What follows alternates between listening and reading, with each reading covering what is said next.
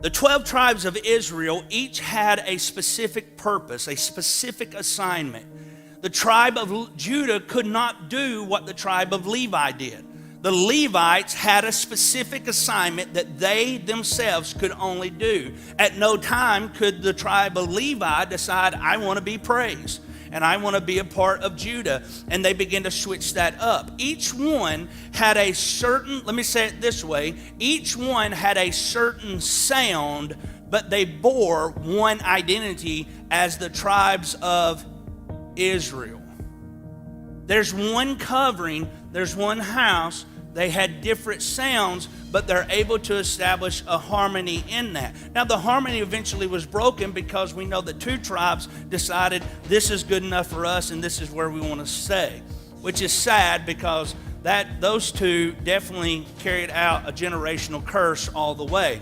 Those two were Reuben and Gad, for the record. And Gad and Reuben looked at the land and said, this is good enough for us. It wasn't the promised land, but it was a land that was good enough for them, but it wasn't the land that God had given to them. We are settling for good enough rather than what God has.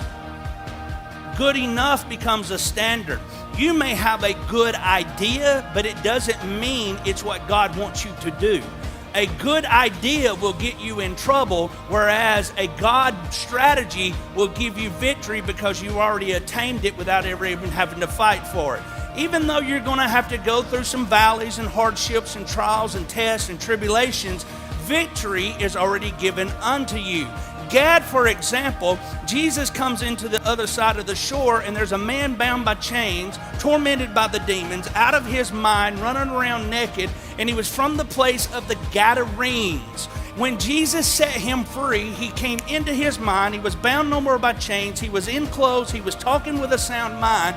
The people of the Gadarenes came back and told Jesus, we want nothing to do with you, because there comes a time when you reject the promises of God, you will find yourself denying the presence of God, because the promises you attained is what you define good enough. And when the presence of God comes in on a scene and changes what you are tolerating, because tolerance will permit acceptance, acceptance will create a culture, and culture will define how you live rather than walking in the promises of God, where the kingdom is a takeover.